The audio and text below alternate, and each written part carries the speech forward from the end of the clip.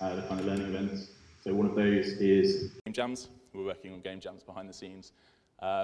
Those are likely to be kicking off in January, I think. I was hoping to do them a little bit sooner, but like I said before, we are trying to sort of pack them full of value. So we're working with people in the industry to kind of lead them and working with training providers, bootcamp providers to kind of pack those with as much value as possible. So it's not just a, work tirelessly for 24 hours and work yourself into the ground and sleep for 5 days afterwards. Hopefully it'll be like a sort of 2-week, month-long thing where there's a bit more value involved. We've got the games night, so if you've come from Meetup, you would have seen that we've announced the games night, so it's something we've been talking about, has been requested a few times. So on the 19th of July, we're doing a big bring your own games, like it'll be board games. We've got permission to bring TVs, if you want to bring TVs and a games console, like an old NES or something, or a Super Nintendo, crack out some Mario Kart, then feel free. If you've got games that you're working on, or if you've got colleagues, friends who are working on games, if you've got indie devs, bring those along, get some testing done. Introduce them to people and just have a cool time, just in a bit more of an informal environment. And then we're working on a podcast in the background as well, so I'm hoping that'll be sort of end of July, August time. Again, just kind of try and be as educational and valuable and as helpful as possible as we can be. So that's the updates. Just a few things on if you want to take some photos, if you want to share it as wide as you can, and that's fantastic. Hashtag the GDG if you want to put it on Facebook, LinkedIn, Twitter, wherever it is. Just to kind of make it as widely known and as useful for as many people as we can. That would be great. You'll also get a feedback thing if you've come from Meetup. So if you've had a good time, give us 5 stars. If you've not had a great time, then give us 1. That's fine as well. Just any feedback is welcome. So that's enough from me. You're not here to hear me speak. You are here to hear from Nano Borquez, who is the senior UI artist from Sumo Digital. He's got a fantastic talk for us tonight. And then we're going to be hearing from Chris White as well, who is the SVP of Business Development and Content Acquisitions at Greenman Gaming. So we've got a couple of really interesting talks for you tonight. So with that, I'm going to hand over to Nano. If we can just give him a big welcoming round of applause, that'd be wonderful. Thank you.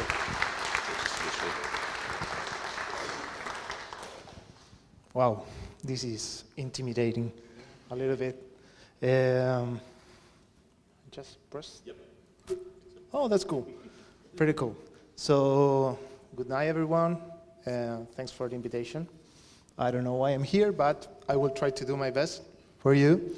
So I'm going to talk about my area, very unknown area, still unknown area in video games industry, but I'm going to mix with something more like a mainstream right now is the artificial intelligence.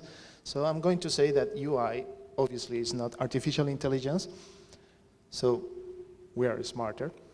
I believe that we are smarter, really, we are really smarter. Believe me, it's true. So this is going to be a happy introduction to explain something that doesn't need to be explained. That's me. So yeah, you are seeing me. I'm Nano. Hernan is a little bit difficult for English people, so everybody calls me Nano. So I'm a senior UI designer in Sumo Digital. I have some colleagues here. I really appreciate your presence here tonight. So I have been working in video games industry for almost 16 years. I'm from Chile, so my English sometimes, if I don't understand some of your question, is because it's not a bad attitude, it's because I really don't understand what are you saying. I suffer a lot of the imposter syndrome, and as I mentioned before, I work in a lot of companies in Latin America since a long ago. So let's start with the presentation, the important thing. So first, this presentation is going to be like, I'm going to start talking about interface, then we are talking about user interface, that is another area, and we are going to mix a little bit with artificial intelligence, but let's start with this, the most obvious thing. What is an interface? The word interface comes from actually English, that interface. We use the same word in Spanish. But basically, interface is a communication between two independent systems. Could be a computer with a human with a human. It's more than we thought that is. So, any fan of Eurovision this year? You know what is cha-cha-cha? Yeah? Okay. So this is a very weird adaptation of a book that it's a Canadian philosopher, Marshall McLuhan. He wrote it in the 60 decades, but was the first guy that talked about interface. So he defined interface in 3 areas. That's why we call cha-cha-cha. So we have the cha-1, okay? This is interface as a surface. What this means is mostly regarding with all information you share with the rest of the people, with your customs, how do you present, your attitude with the rest of the people. This is, in a video game, it's like sharing instructions, like do this, do that. It's mostly the look and feel, how the game look. So this is the most like common interface that you know. It's like the user interface. But also we have another definition, that chat2. There is the interface as an instrument. It's an addition. It's like an extension of your body. This singer, I can't remember his name, but he was pretty weird. But he can't communicate his message, his song, without instruments, without the camera, without the microphone, without all of this stage. So this is another definition of interface. And the third step is the chat3. Is an interface as a space. The scenario, all the ambience we currently have now, it allows me to communicate better with you, and also it's a kind of interface. So now you know that, so we can cha-cha-cha. If you want to dance later, let's go ahead, okay? So let's talk now about user interface. That is mostly related with video games, that are the things that we do. And what is a user? User comes from Latin, usuarius, that is basically someone who uses something, okay? And we already mentioned what is an interface. So there are some good definitions I would like to share with you, but basically there is a kind of concept in science I'm going to put here. Is the HCEI? Well, whatever. My English, sorry. But it's basically the user interface, the core of human and computer interaction. Okay, it's basically the point of communication between users, the one who operates the system and the software itself. Basically, is the main system in where game delivers information to allow players to understand what they have to do with the game. So I'm going to share a little bit about our process doing interface. This is not going to extend too much because this is another entire history about how we work daily.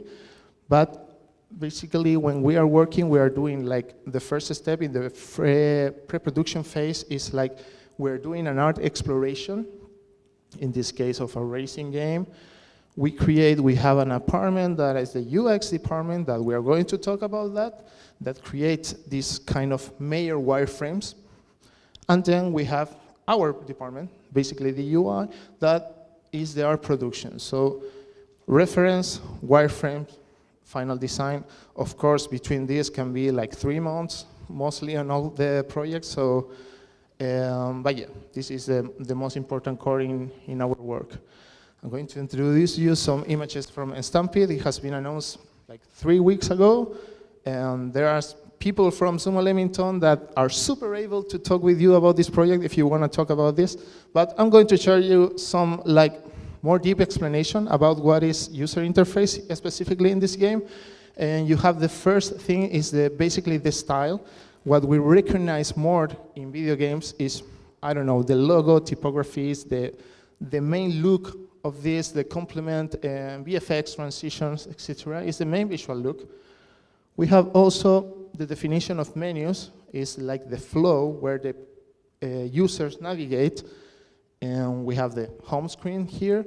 And also, we have the head-up display, have that it's, in this case, I'm in charge of that, so I hope I don't disappoint you. So, but yeah, it's all the games we see inside, all the elements we see inside a game. So I had to do this kind of a step because there's a lot of confusion currently about the difference between UI and UX, at least in Sumo Leamington, and I guess it depends on the maturity of the company you're working. And we have those departments split apart. We have the same boss, but we have it split apart. Basically because the experience is related with more well, the correct translation is something you can verify in your experience, but it's a different thing, it's a different core, because it's basically in the user first way. Having a deal of the understanding of what the people, what the user feels, what, I don't know, what their abilities, if they have a kind of disability too. So the user experience is the overall experience of a person using a product, okay? Basically, it's what a game communicates with the player to ensure, of course, the ease of use and having a happy experience. In this case, we have, talking about Stampede 2, we have this previous wireframe, like due, I don't know how many months ago, but this is the base of the creation of the mockups and the current image that we're going to have in the game, okay? We work as a UI designer in this area, but the UX eliminates a lot of the problems that we're facing daily because our beloved people from game designers, hopefully there's are game designers here. Yeah, they have super crazy ideas sometimes, but we need someone that lands all of the ideas and to allow us to create these super amazing designs, okay? I'm going to explain this better with this. This is what I call the hasta la vista phase, and I put it that in Spanish because obvious reasons. But imagine Terminator, okay? So you have, understand that the robot inside Terminator is all the UX, okay? And the UI is going to be the skin. Why is that important? But because what happens if I do this, okay? This is still Terminator with the same functions, but now has lipstick, it's completely different. I'm communicating another message, but the robot still do the same. What happens if I convert it in a rock star? It's the same. It's like, okay, it looks a little bit ugly, but it's still a rocker. It's not the same messages.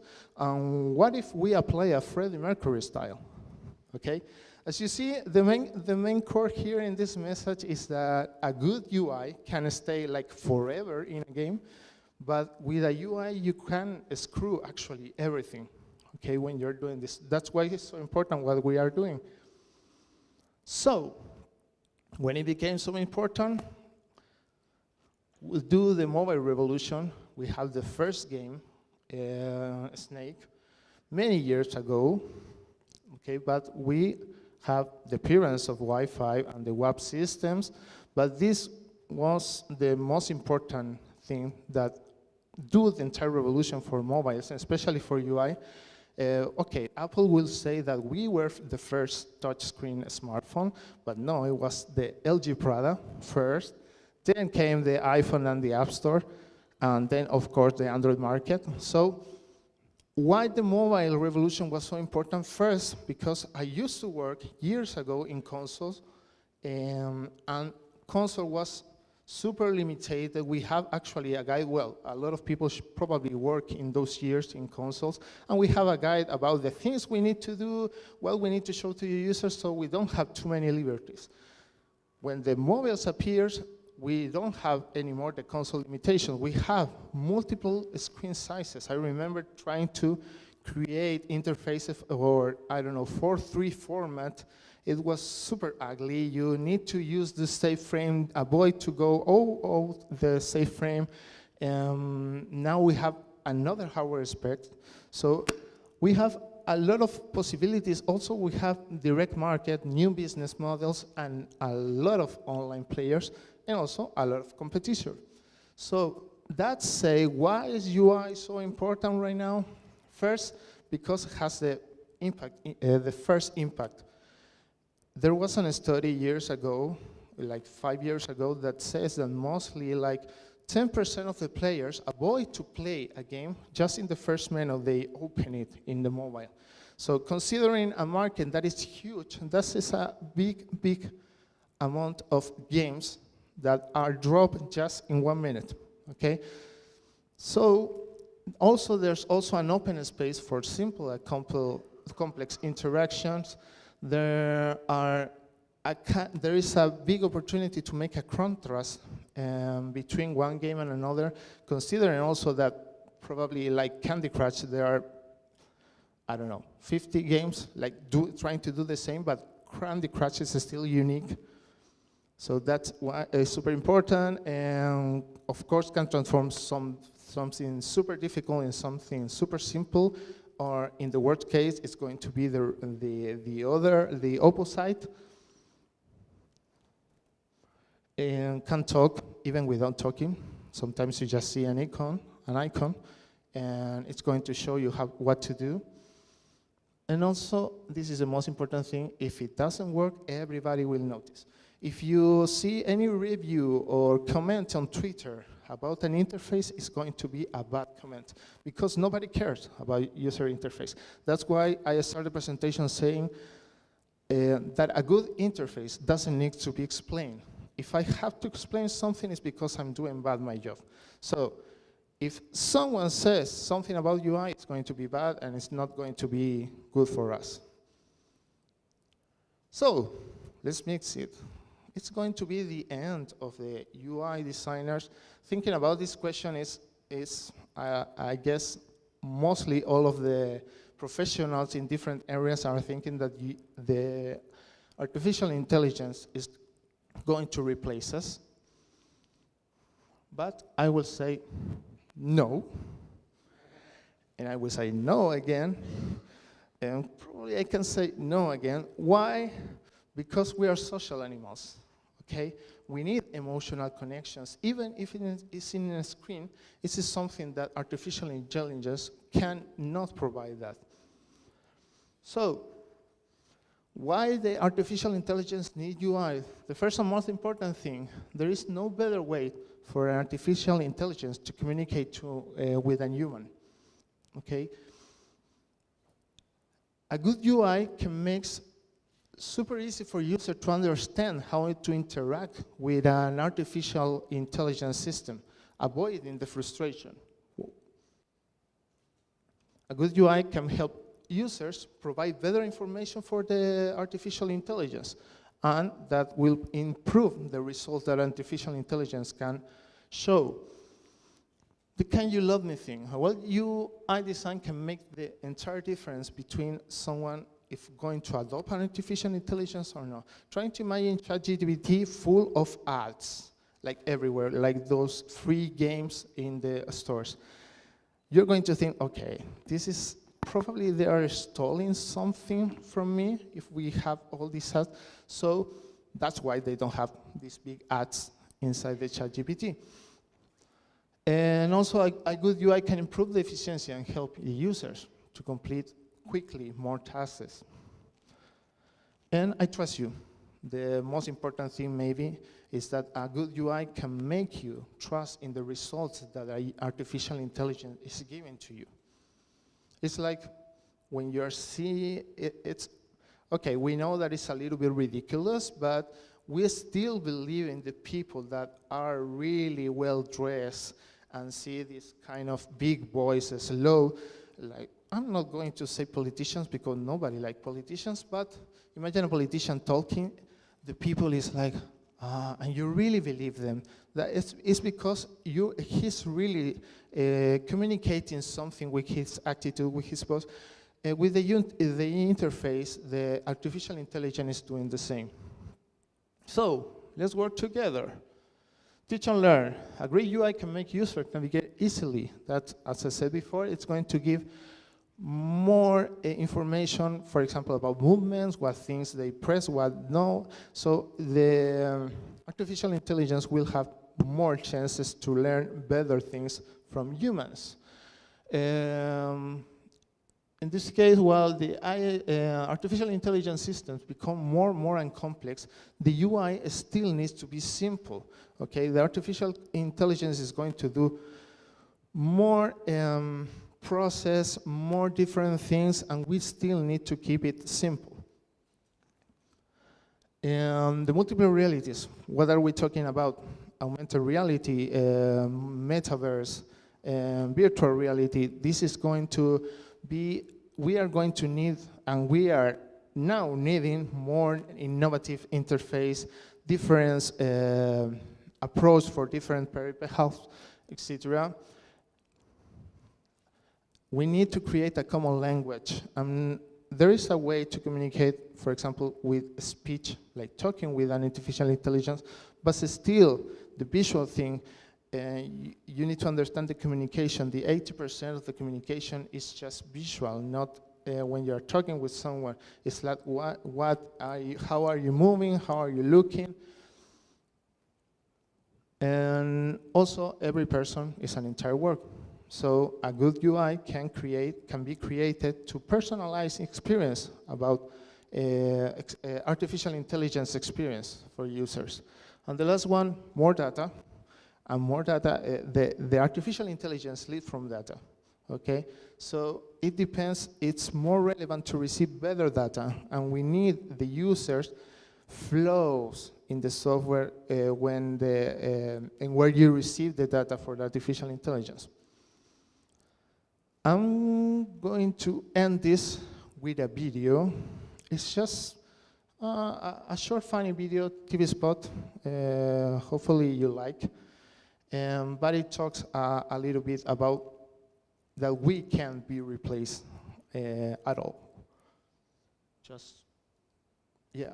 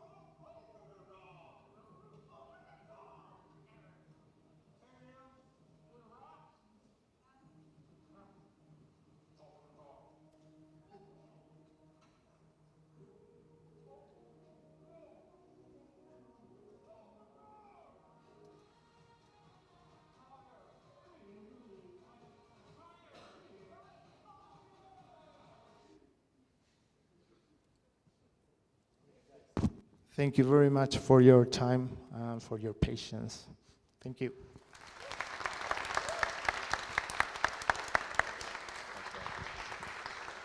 Thank you very much, Nano. That was fascinating. Thanks very much. So I'm sure there'll be some questions. So do a quick Q&A. So if anyone has a question, please put your hand up. Anyone? Mike? I think there's a mic coming up. Oh no, there's not. Oh. Sorry. Can you give that one?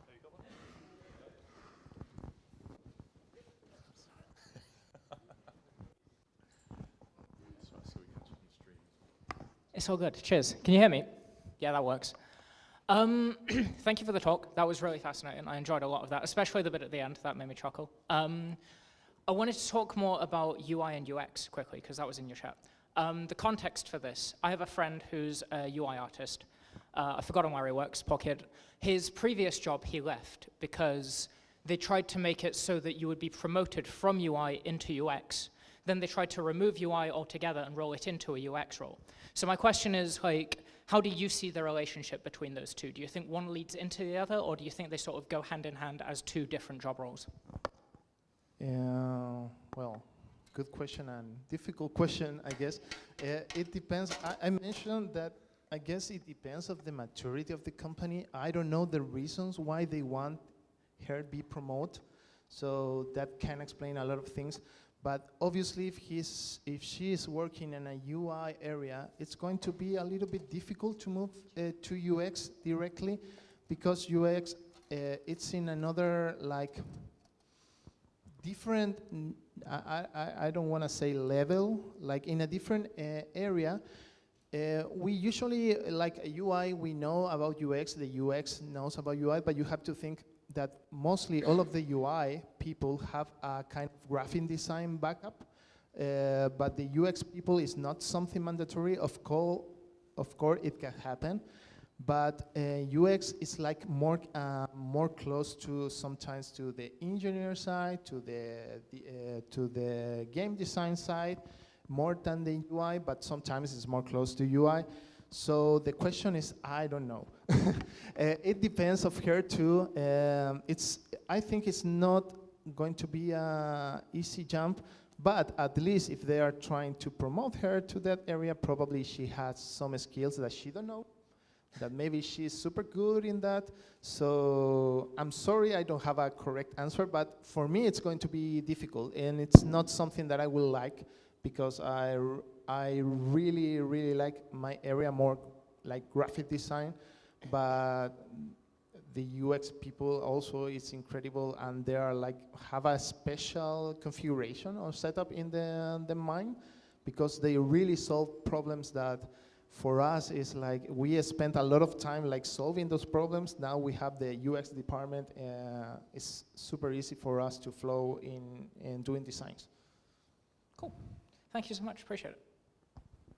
That's yours. Are there any other questions? Okay, I'll run back down.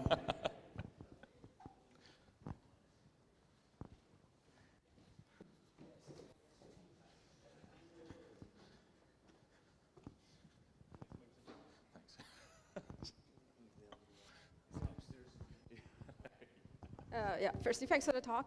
I was wondering, to what extent have you been using AI tools in your work, if it's personal work or maybe professional work, and where do you see like the legal complications there maybe? Sorry. Yeah. It's not a bad attitude. It's just try to go slow. If okay. I get the main idea, yeah. but probably I will answer something that you don't like. Okay. So. Yeah. Okay, it's like we are using like currently artificial intelligence in our work? Or something Yeah, like if you're using it, and where do you see like any possible legal issues, especially for UI? No. Okay. There's still I guess all the companies are taking care about that. Like they are going to deal at some point with this. They are actually, I think all the attorneys are currently developing some documents about if it's going to be legal, like using UI for some, like using artificial intelligence in video games. Right now, it's like we are going right now for the opposite side. It doesn't mean it's not going to change in a couple of years, but right now, at least in Sumo, we are not using that. We are still going like in the old way, like you can look for references, like do, I don't know, a lot of research, but at the end, the art that we are creating, it's all on us, because that's the legal thing right now. But I don't know, maybe in the future could be an achievement, but also I guess in the industry too, all the people we work in the industry, we still want that feeling of something that we really create. If I try to do, I try to do the test using some UIs like Midjourney, like create me this, I don't know, an interface for a racing game.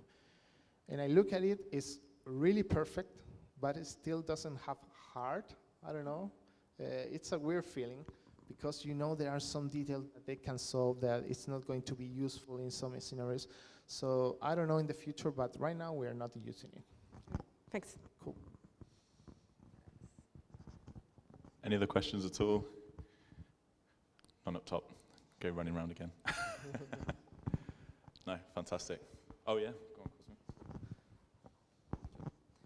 Hello. Hello. I don't know how Sumo works, but do you have any programmers having input into how you design your UI or how Yeah. things go behind the scenes?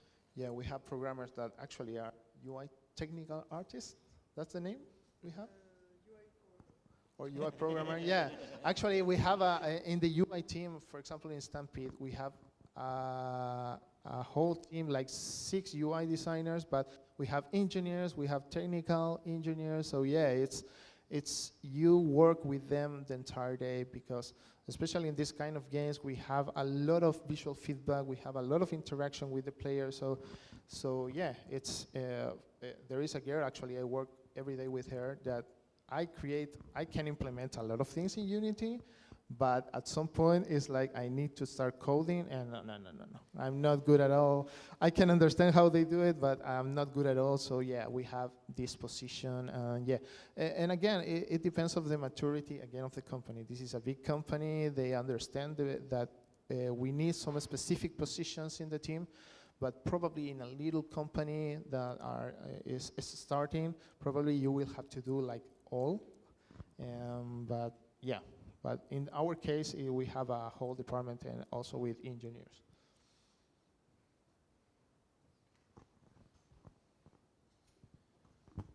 So I've got a question just about, like, you mentioned about the personalization of UI and like how like in the future you might see, I suppose it happens now with like Facebook apps and things like that, you kind of get a personal delivery of like that app.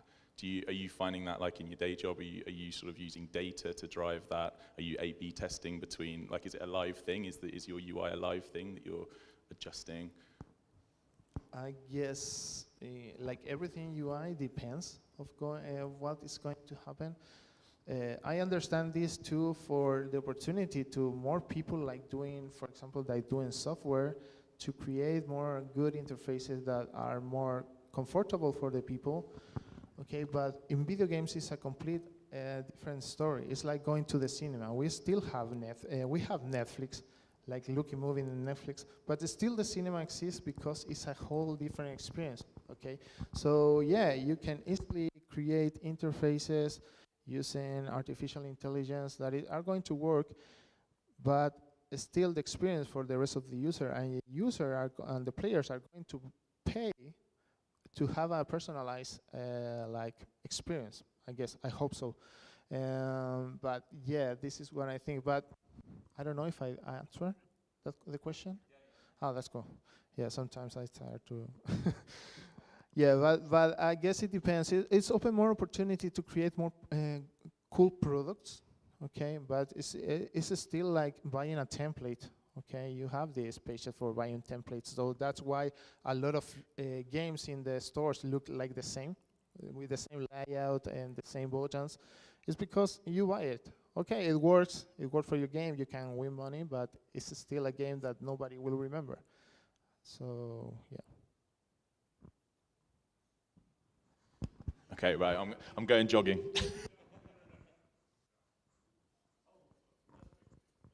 Yeah, it's for the online thing.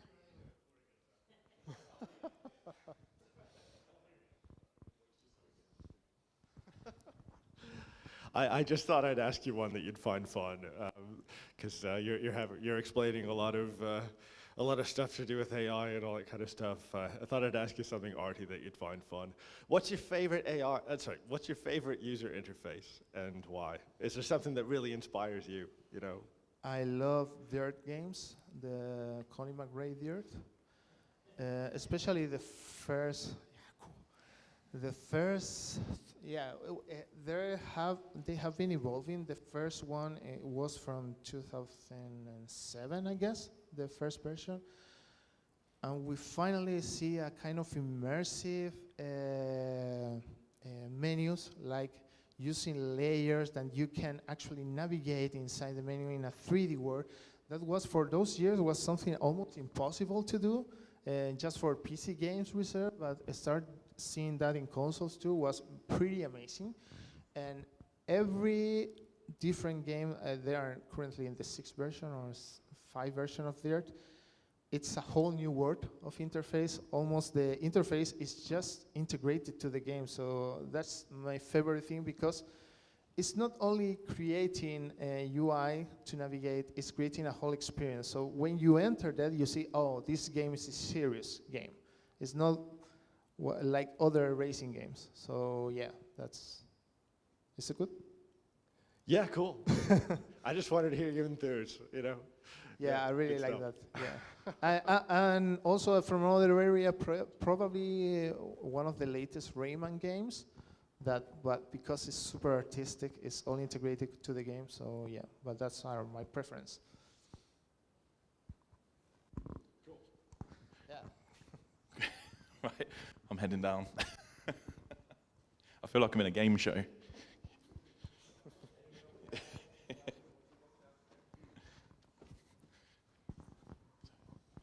Yeah. Hi. Hiya. So what do you think is, like, what makes a good UI design specifically? Like, when you're designing, how are you making sure that you're providing a good product? Because, like, you spoke that there's, like, oh, like, what is UI? And, like, sorry. And, like, how important it is. But how do you know what is good UI?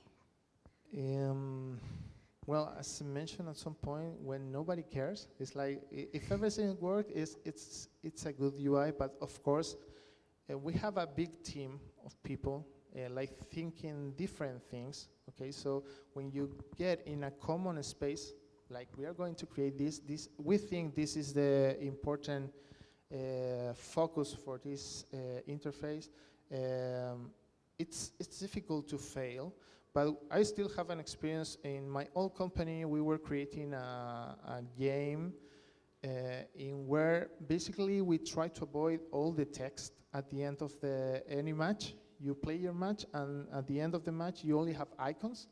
So for us, we have been developing that game for 6 months. For us, it works pretty cool. Everybody inside the team knows about that end screen. But when we launched when we made the soft launch, all the people start commenting, I don't know if I won the match or not. So it was like, yeah, we were completely wrong, because we thought that we only need like icons in this step, but no.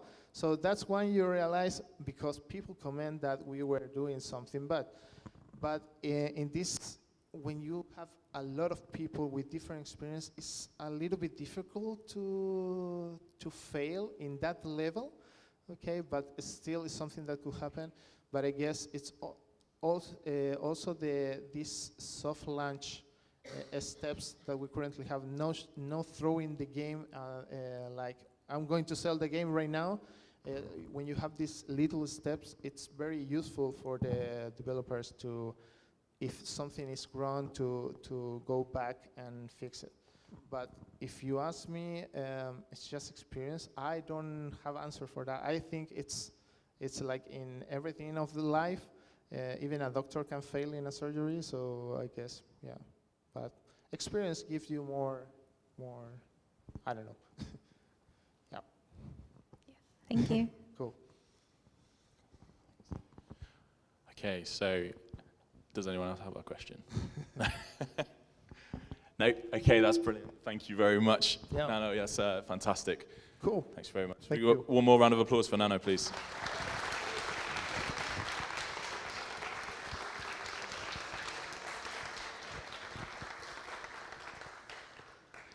So we have a very quick intermission. So if you need to go and use the loo or want to grab a drink or anything like that, then we've got about 10 minutes. So if you head down, and then we'll head back up in around 10 minutes, and we'll listen to Chris.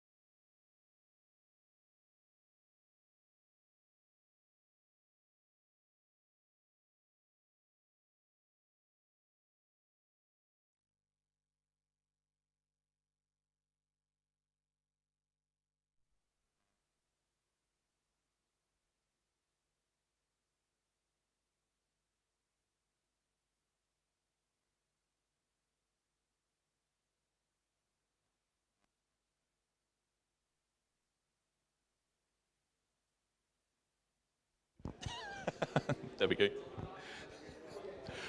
Always helps if you turn the mic on, doesn't it?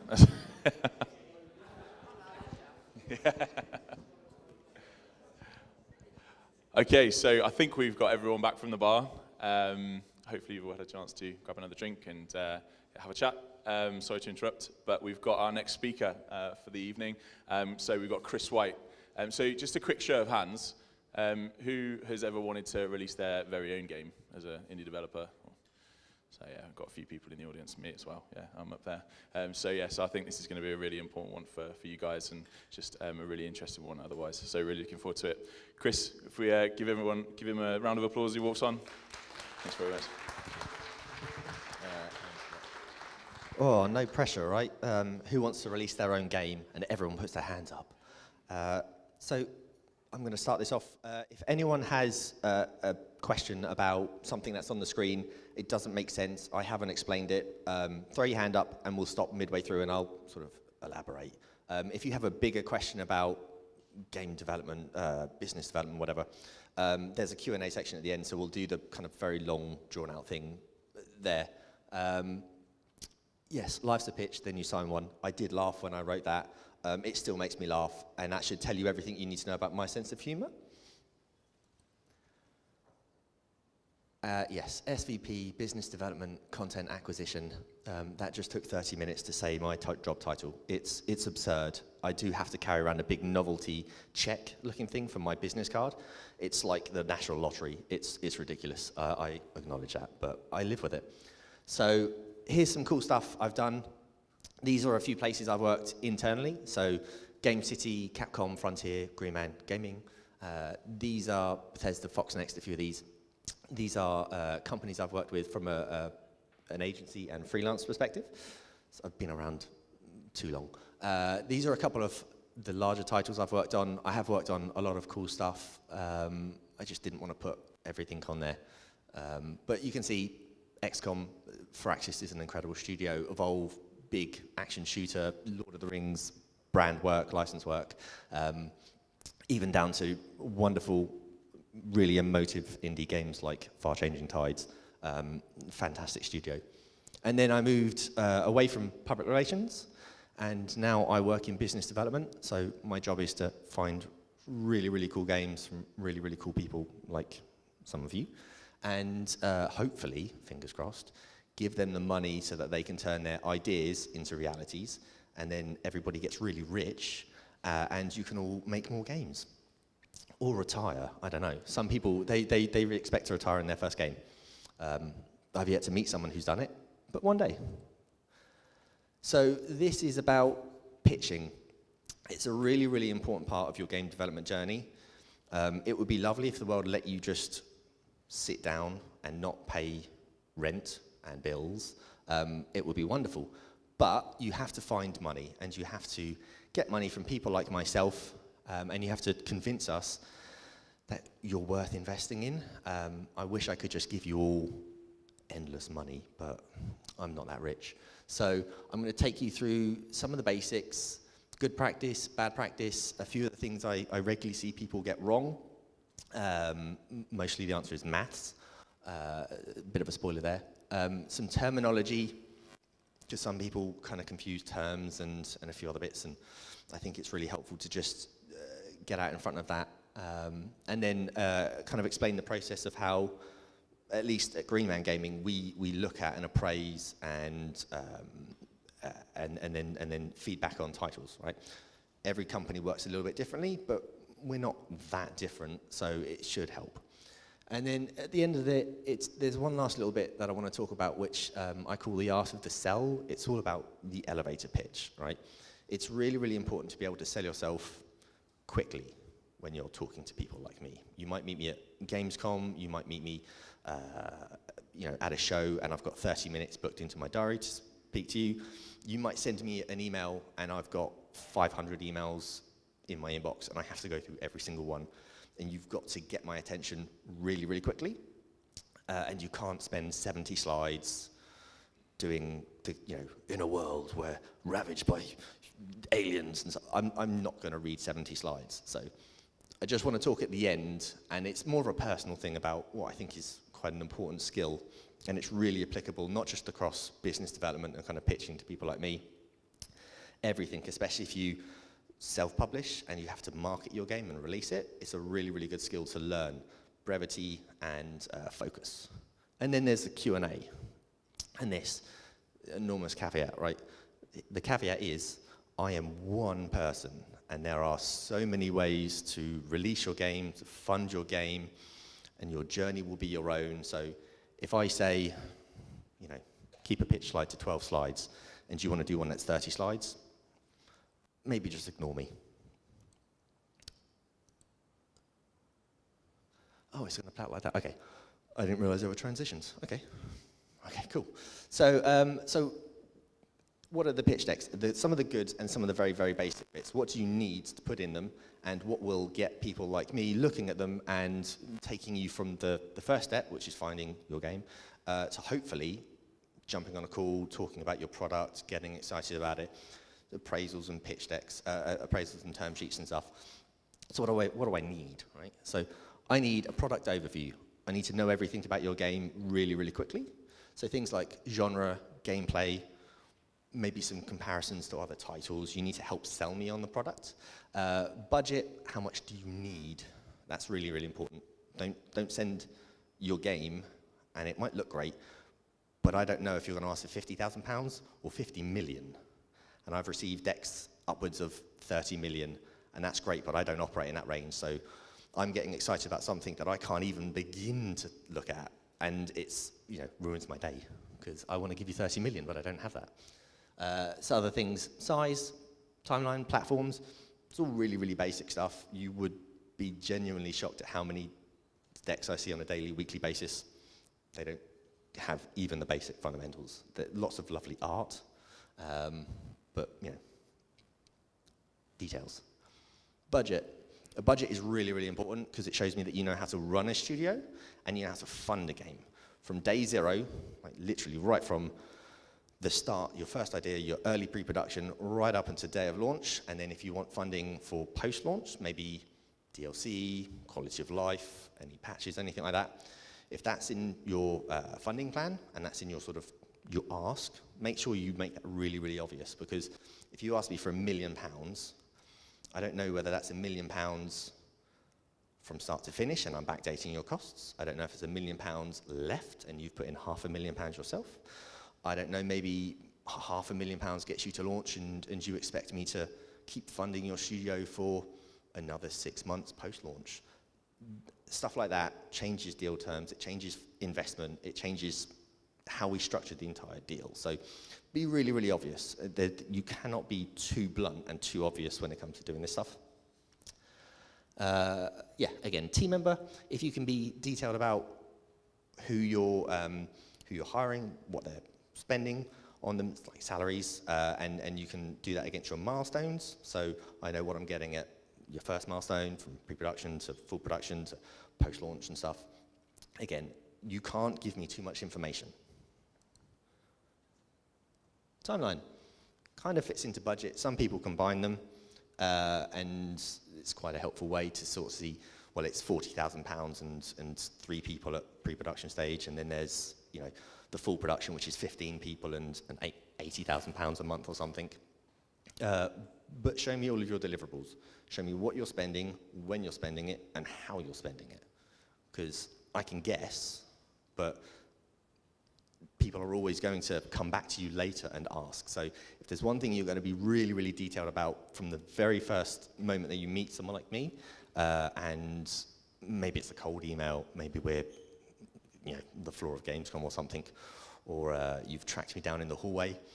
I've had people come and find me while I've been sitting down having lunch. That's always fun. Feel free, you know, if we're, you know, I'm there, I'm looking for games, you can interrupt my meal, I don't mind. Credentials. Who are you? So I want to know about you. I'm not just buying an idea. I have to invest in a studio, a team. I don't mind if you're one person. I don't mind if you're 200. But I need to know who you are and what you've done. And really, a lot of your journey speaks to why you should be trustworthy. So if you've shipped 5 titles, If you're an expert in the particular genre you're making a game, be excited about that. Be proud of that. Like, put that out there, because it really does help.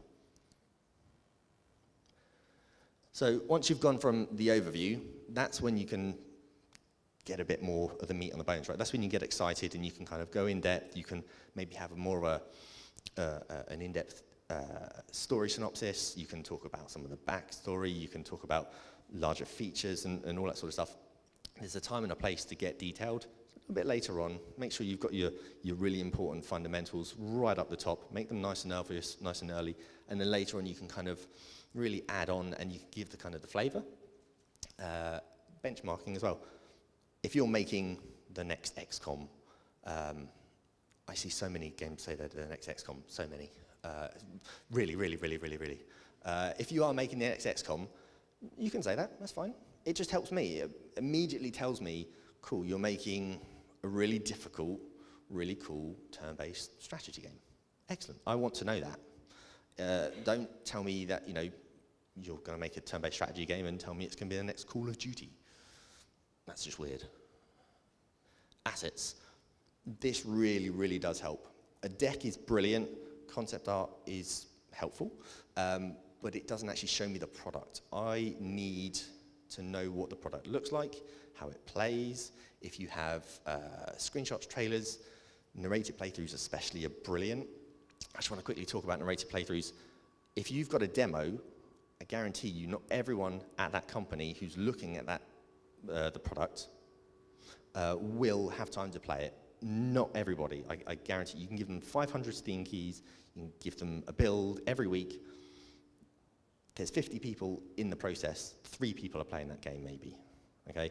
So if you can do a narrated playthrough, or you can do a long-form capture of the whole demo, I always think that's really helpful, because at some point, I have to talk to my boss, my CEO, and he doesn't have time to download a 12-gig demo and play a 90-minute demo. He just doesn't have time. He wants me to find that stuff, and at some point, he's going to get excited and want to understand the game himself. So if I can show him a big narrated playthrough, or any sort of playthrough, it just makes so much more difference. I promise you, it really will help. This, additional materials. All of the stuff that gets really in-depth, line-by-line budgets, full production timelines, full GDDs, everything. If you want to go and really, you've got all these materials ready, brilliant, cool. Show them to me, but just have them as additional materials. You don't need to, give them in your first email. You don't need to give them minute 1. That's all supporting stuff that is available for me to look at if I want it, if I'm still in the journey, right? Oh yeah. So the same thing. So these are all the same parts, product overview, budgets and stuff, but this is how people do them, not badly, but just less good, right? At least in my opinion.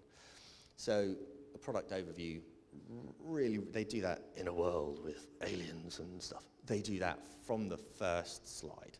I've had slides, presentations that are 70, 80, 90 slides long, and there's like 1 word on the first 10 slides each. And they just want me to click through like 20 slides before I actually understand that it's, the next XCOM. Be really quick, be upfront about this, and sell your product hard. Budgets. If it costs you £2,000 a month to live, rent, bills, Netflix, whatever, cool. You're probably going to say £2,500 and then let them knock you down a bit. It's a good strategy. Don't tell me that you need £6,000 because I'm not going to believe you. Be a bit realistic, right? I know how much it costs to make a game kind of per head. I know if you tell me it's going to cost an enormous amount of money, I'm just going to look at it and go, I don't know, do 3 people really need £80,000 a month? I don't know. I wish I was getting paid that. Undeliverable platforms. Oh, this is one that really annoys me. Someone says, I'm going to make a game, it's going to cost £100,000, whatever, and it's PC, console.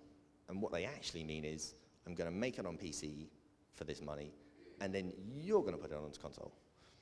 Okay, I don't mind. Ask for porting up front, because when you're telling me it costs £100,000, I'm going, oh, wow, multiple platforms, one cost, that's really good.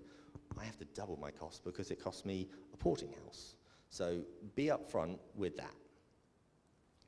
Marketing spend folded in, I get so many budgets where they say, oh, it's £1 million, and then you drill down and it's £1 million, but maybe it's 500 grand in marketing, and the developer wants to do it themselves.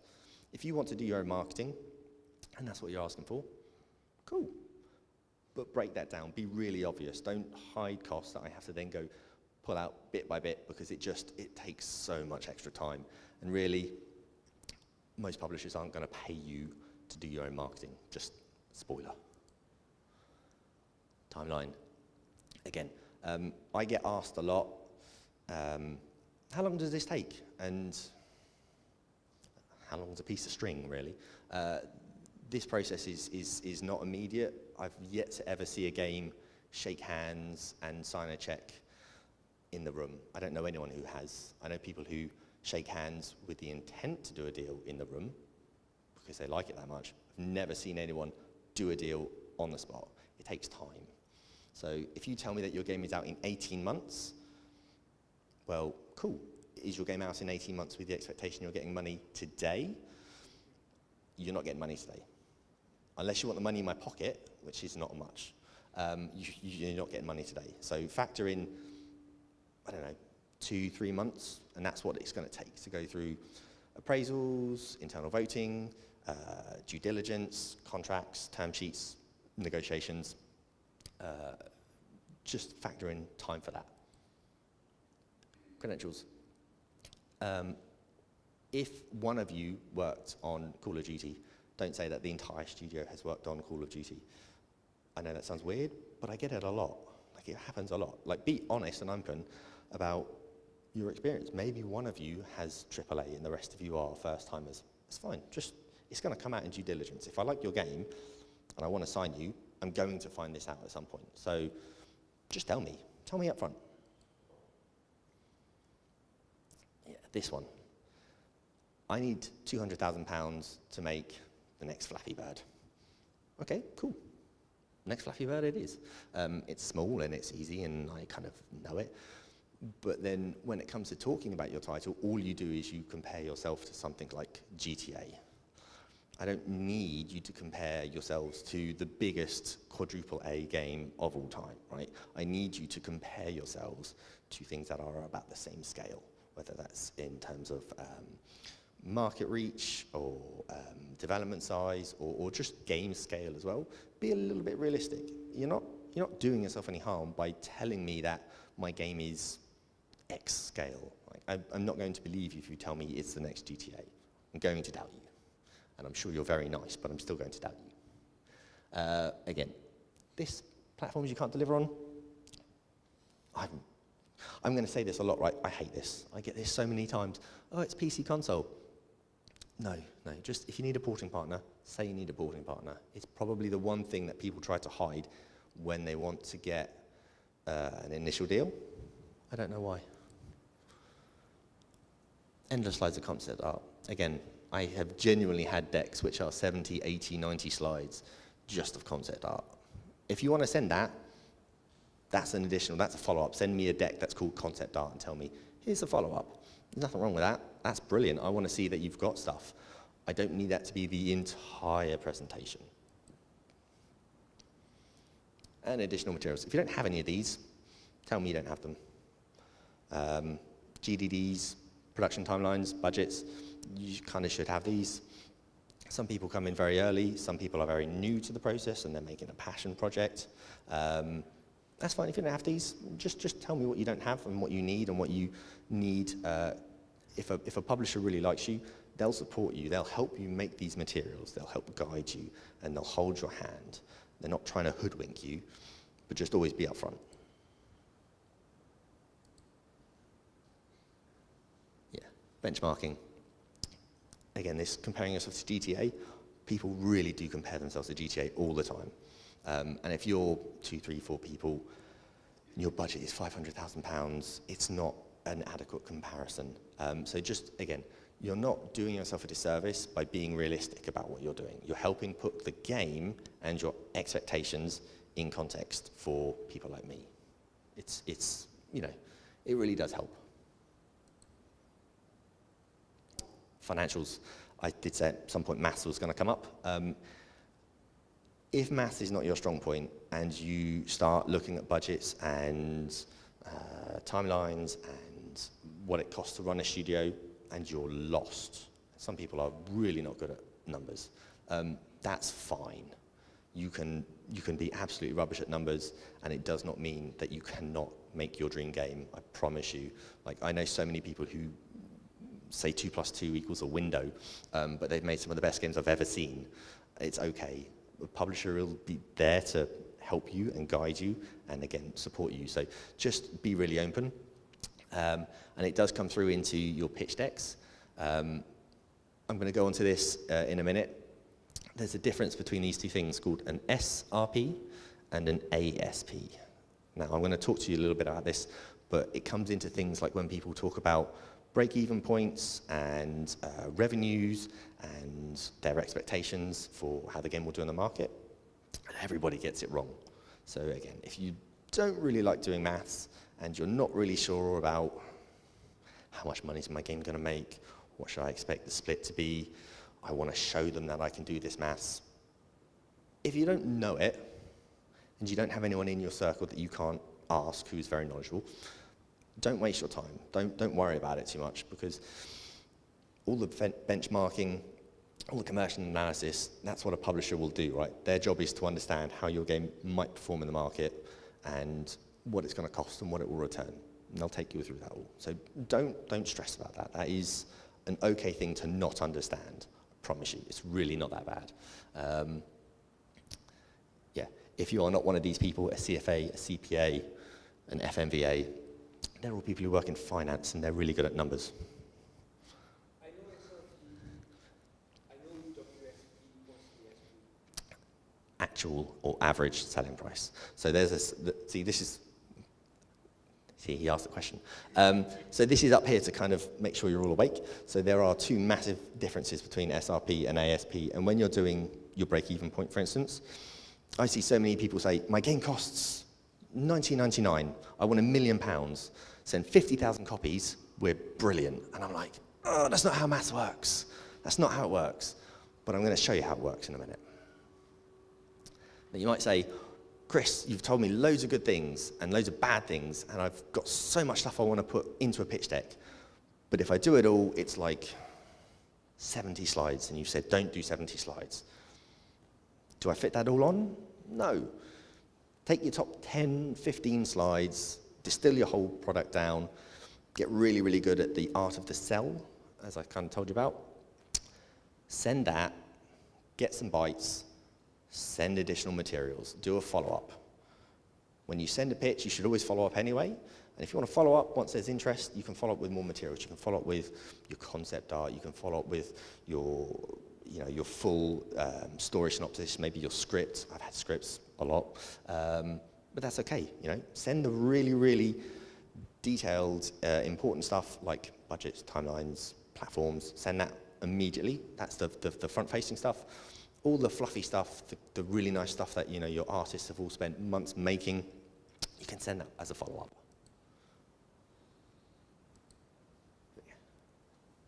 SRP, ASP. So standard or suggested retail price. When you talk to your platform, you will say, I want to sell my game for $29.99, right? That is a suggested or standard retail price. Now, most people will do their break-even points based on this, and that's really, really wrong, because standard retail price takes in nothing else. It's just, when you look at Steam, what does the game cost? And that's what it costs Joe Bloggs. It's not what it gives you, and it's not what it gives me, right? So ASP is your actual selling price, or average selling price. Basically the same thing. So an average selling price, or an ASP, takes into account VAT, takes into account platform cuts, takes out all of the slices. There we go. I said I would do this at one point, didn't I? I would double click. So the ASP takes into account all of the cuts of the pie before you get to the publisher developer split, what we call the rev share. whether that's pre or post recoup. And again, I'll go into all that in a little bit. But death, taxes, and platform cuts, right? They're the three things in life you cannot avoid. Okay, if you work in game development, death, taxes, platform cuts. Just remember that. You can't get rid of those as much as we'd like to.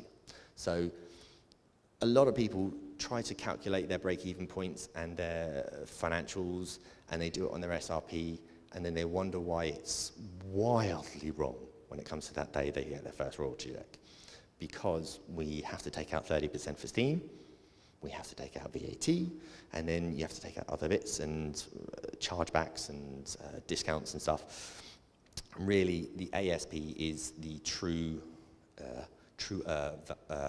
value and the money that you're splitting between the publisher and the developer.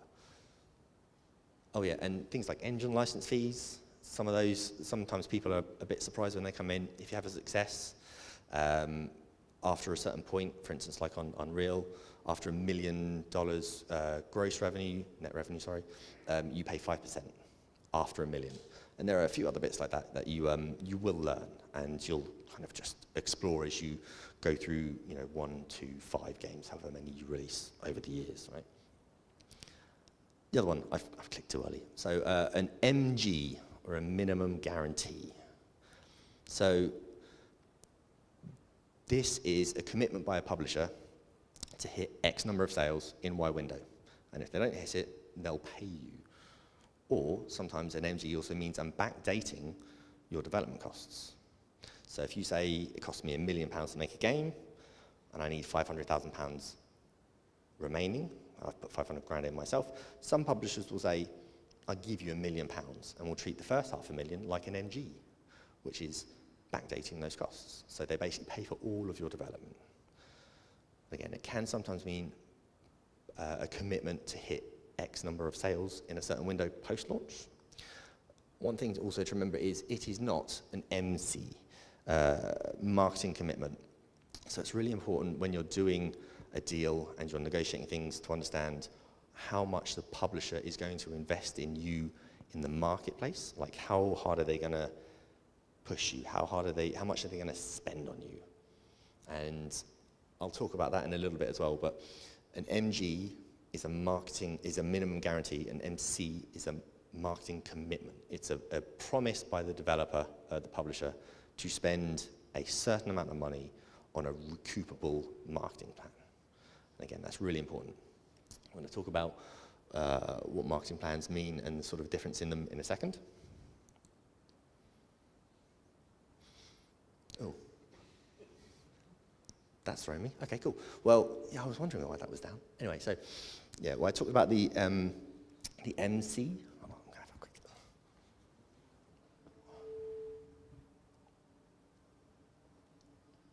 I'm desperately not trying to cough. My son gave me a cold. If anyone's a parent out there, you'll know that kids are walking petri dishes. So I've got this tickly cough. I'm desperately trying to be professional here. I just really want to cough and hack down the mic at the moment. So hard cost and soft cost marketing. So when I talk about this MC here as a marketing commitment, one thing to be aware of, and I'm not suggesting people are trying to hoodwink you. Some might, some won't, most won't. But soft costs are internal costs that a publisher has regardless of whether they sign you or not. That's like my salary, it's my time. It's retained agencies that they use constantly and are not specific to your game. That's a soft cost. Most places don't recoup against soft costs, because what you're doing there is you're saying, we're going to give you £300,000 worth of soft costs, and we're going to recoup about that.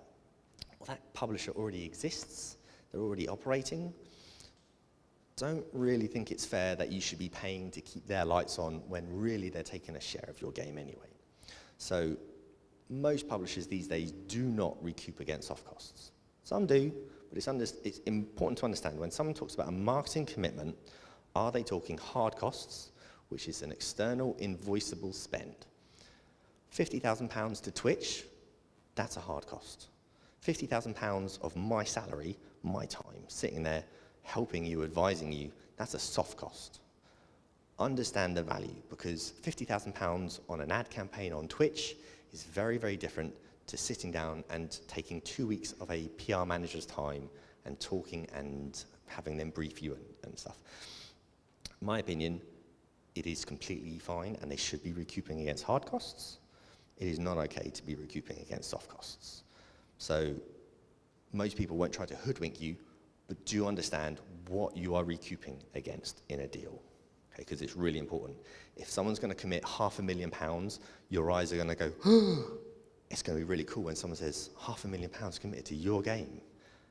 And if they're only spending £50,000 outside their own company, that's a huge difference, an enormous difference. So don't be afraid to ask, how is this marketing budget, this marketing commitment being split up? Is it internal? Is it internal? Can I see a spend? Can I see how you're spending it and how you're tracking it? Don't be afraid to ask. And first last of right of refusal. There's not an enormous need for one over the other. So first right of refusal says that when we publish a game and we work together, I have first right of refusal on your next game. So when you start work on the sequel, the spin-off, whatever, I have a line in my contract that says you have to show it to me before you show it to anyone else, because that's fair. I spent time building your studio, building your brand. It's only fair if before you go off and talk to a bigger publisher, you give me a chance to at least look at the game and decide if I like it. If I pass, the right of first refusal is null and void. If I don't want to put an offer in, cool. Right of last refusal is generally a little bit a nicer thing, and if someone's willing to do that for you, it does kind of show a commitment. Last right of refusal means that the second you want to do your next game, show it to everyone. Doesn't matter who, you can show it to anyone, you can pitch it out, you can take as many offers as you want. All the last right of refusal means is you cannot sign a deal with a publisher until your first publisher has had a chance to counter. It just means that they're willing to come to the table and they're willing to negotiate. Again, most people get really hung up on, the first right of refusal, the last right of refusal, are they really important? Do I need them? Should I be scared of them?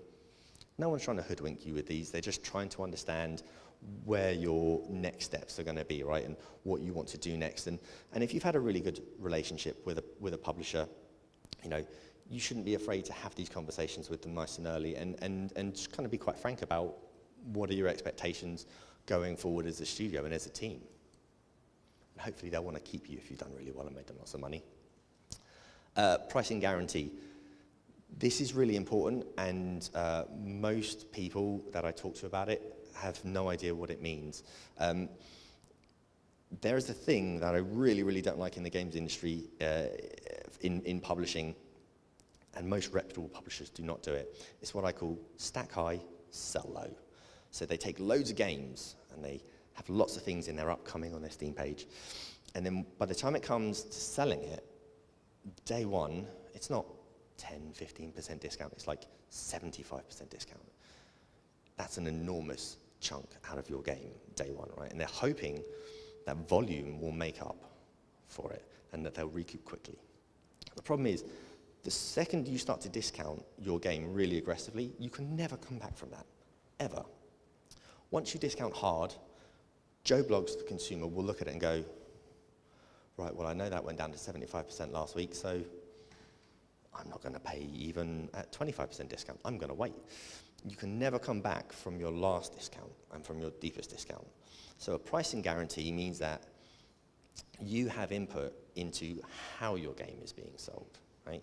And some places will give you a pricing guarantee, which is a commitment not to discount below a certain point at a certain time.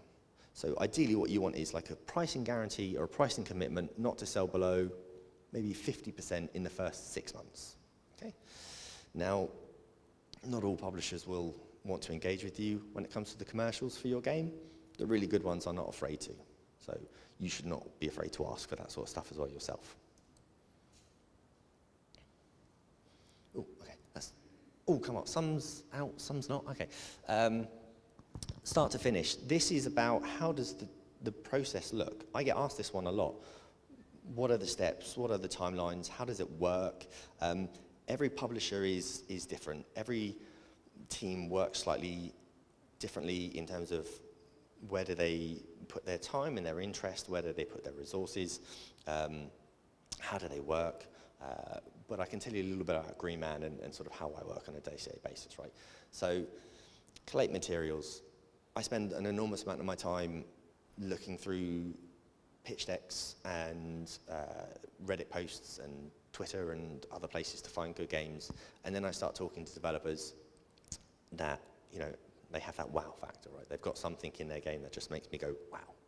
And I really want to know more. So I spend time talking to them, and I have to explain to them about, you know, yes, I do need a budget, and yes, I do need platforms and stuff. All those things that at the start, a lot of people do miss. So I spend time getting all of those, looking through pitch decks, and I'll collate absolutely everything. And then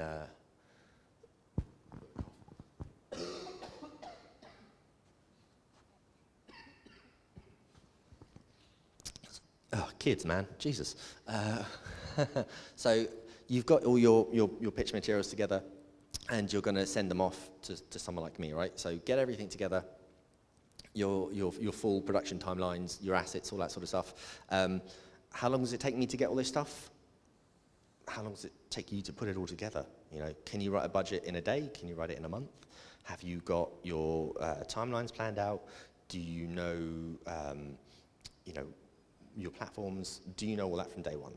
So I can collate that stuff as quickly as you can provide it to me. And then you go on to finding targets. So once you know what you want to send to a publisher, my advice to you is build a big list of contacts, right? So Devolver and Chucklefish and Green Man Gaming and stuff. Build a big list of all the people you're going to talk to, because you really want to know how you're communicating with them, when you're communicating with them. Follow-ups every maybe month or so is fine in the process. You don't want to be chasing someone every 2 days and then someone else you forget for 6 months, right? So keeping a timeline of the targets you've got and how you're going with it, it will help you track the process and also the feedback as well. Some people will say, talk to me in 6 months, I'm busy. Some people will say, no. It's really good to know what you're doing and how you're doing it, right? Again, the timeline on that is how much do you want to invest in pitching your game and talking to publishers and finding people like me. Then the pitching starts. Initial outreach, again, the brevity is good. Dozen slides, whatever, show the most important information. How long will they take to read that? Some will come back immediately, some will come back within a few weeks.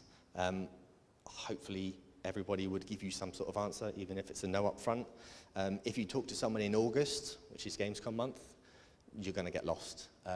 You do have to kind of time it, but usually like 1 to 4 weeks from your initial outreach, you should expect something back, roughly. Follow-ups.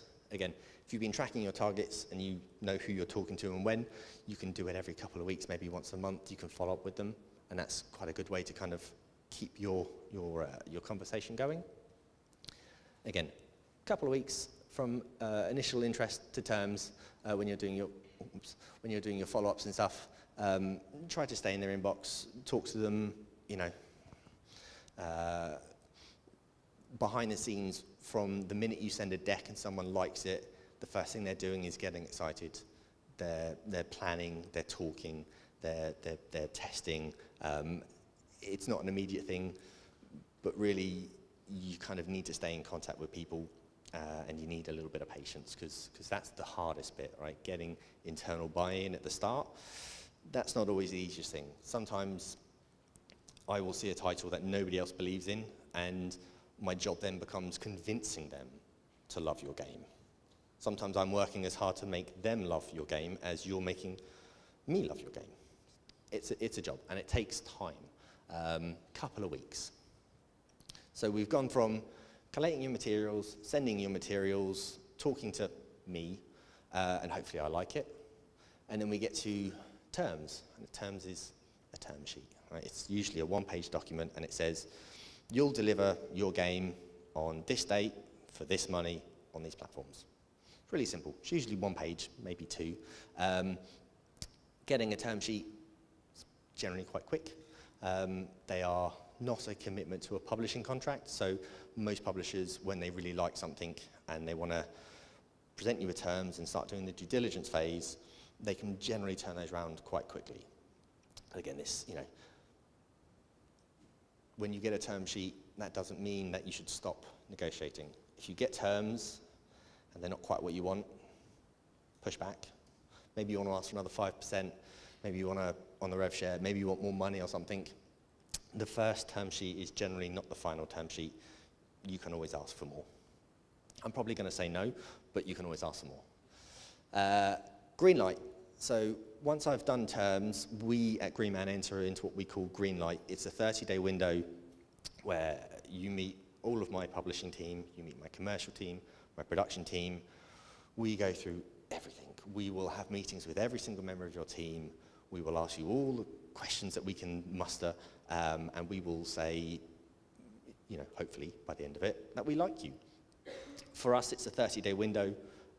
It can be done quicker. We like to just sit at 30 days because it does give us time to, do the initial hustle for 2 weeks or so, lots of testing and appraisals and questions. Then we sit for a little bit, we wait, and then by the end of that 4 week, we'll have usually come to an answer of, yeah, it's cool, we like it, we've got the terms are good, the green light's gone well, there are no red flags. And then after that, 2 to 6 weeks, you get contracts. So this can be the quickest part of the process. It can also be the longest part. I know I'm not giving you any real firm dates here, which is probably annoying, but a contract can be done really, really quickly.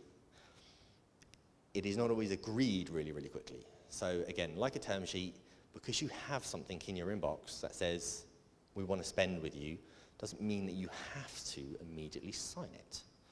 Take your contract, show it to a lawyer, show it to all your team, have a talk about it. Maybe, you've realized you need more there's something in there. You don't like the first right of refusal. You don't like it, you want last right of refusal. Maybe you don't like the expectation on, I don't know, a million things. Maybe there's some language in there that you don't understand. Don't sign a contract until you understand it and you're happy with it. You're not going to love everything about it because they're not going to tell you that you can have £5 million and zero recoup. But take as much time as you need to get it looked over by someone. And if you have the money, and I hope you do, take it to a legal advisor. Take it to someone who is actually trained to read contracts, because our one's actually quite simple, and the legalese in it is very minimal. I've seen some very, very complex ones that have me scratching my head, and I look at them all day. So don't let yourself be bamboozled or railroaded into anything at any point in this process, but especially if there's something you're going to struggle with and not understand, it will be the contract, because it's not going to be 2 pages like a term sheet. It'll be 30 pages, 50 pages. They're long and they can be full of legalese. Now that's the kind of the meat of everything. I want to talk about a thing called the art of the sell. It sounds like a Trumpism or something, but it's really not. It's supposed to just be about the idea of selling yourself and being really good at it. Now I know if you don't work in something which is full of very front-facing and is full of talking to people, for some it's hard, but the idea of being able to distill the best qualities of you down into something very, very quick and bite-sized, it is a skill that will carry you through the rest of your career. It doesn't matter whether you're pitching to me or you're trying to get buy-in from your boss to believe in maybe a new feature you want to add or something. People don't always want to sit down and they don't want to listen to you for 7 hours. And I know it probably feels like I've been talking for 7 hours. But if you can distill yourself down and get your key points across really, really quickly and really passionately and articulate yourselves well, it will carry you through not just the pitching process, but everything. And I really do believe that. So it will help you when you talk to people like me, to publishers and investors. It will help when you are developing. Good communication is the key to making a game. And I know I'm not making games. You are all, I assume all of you are game developers and are very talented. And you can make a game better in your sleep than I could awake for 6 months. But if you communicate well with your team, things will always go more smoothly.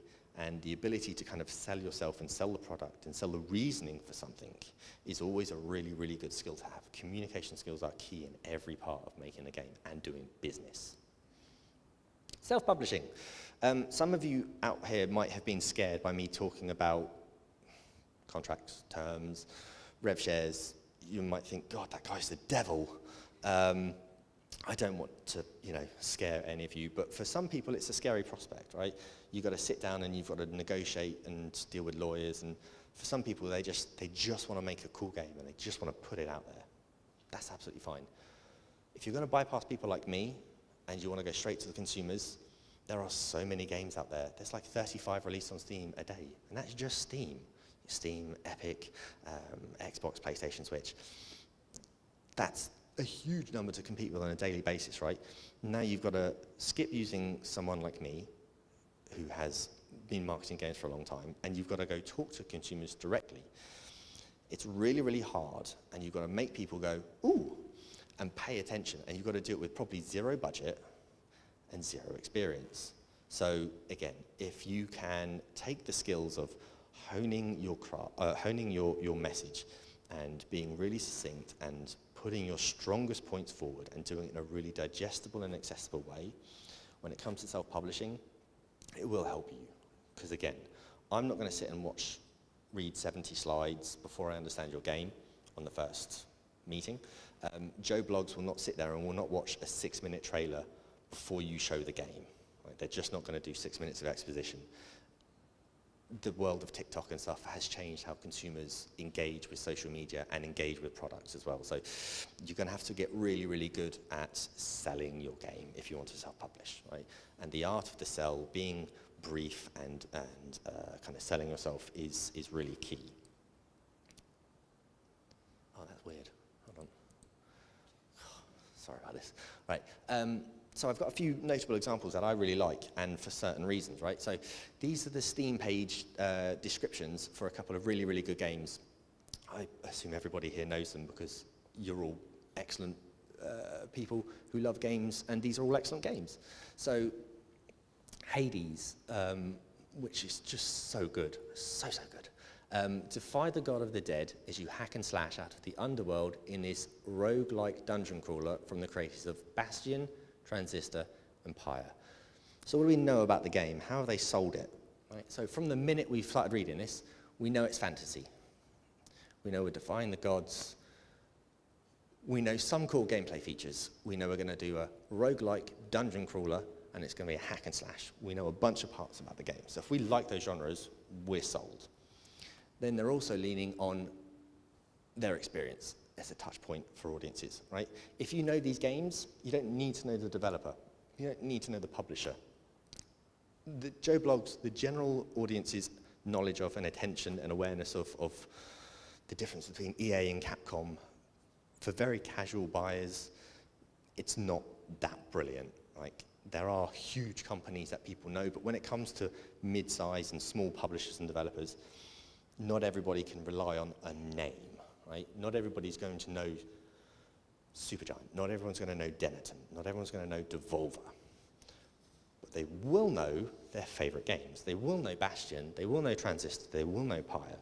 So if you have these sorts of credentials, leaning on them is not the worst thing. Here's again, I put Hotline Miami up there because it's brilliant. It's just such a good game. It is very emotive, this one, right? So we're selling, we know from the minute it starts, right? Hotline Miami is a high-octane action game overflowing with raw brutality, hard-boiled gameplay, skull-crushing close combat. I know that's going to be an 18-rated game. I know it's going to be gory. And if that's what floats my boat, then you know what? I'm already sold. These are a bit low down, actually. And a couple of other... Click. There we go. And then sometimes very, very big games will distill themselves down even further with really, really snappy slogans. And you don't have to get good at this, right? This tends to be very, very large, and when people want to be able to sell a $100 million product instantly in a one-page ad or something. But these are some ones that I really like. I also asked a few people in the industry, hey, you know, you've been publishing marketing for 25 years, whatever. What do you think's good? So Halo 3, Finish the Fight. Back 4 Blood, Come Slay With Us. Destiny 2, Legends Will Rise. Planet Coaster, Simulation Evolved, Deathloop. If at first you don't succeed, die again. These all tell us something about the game.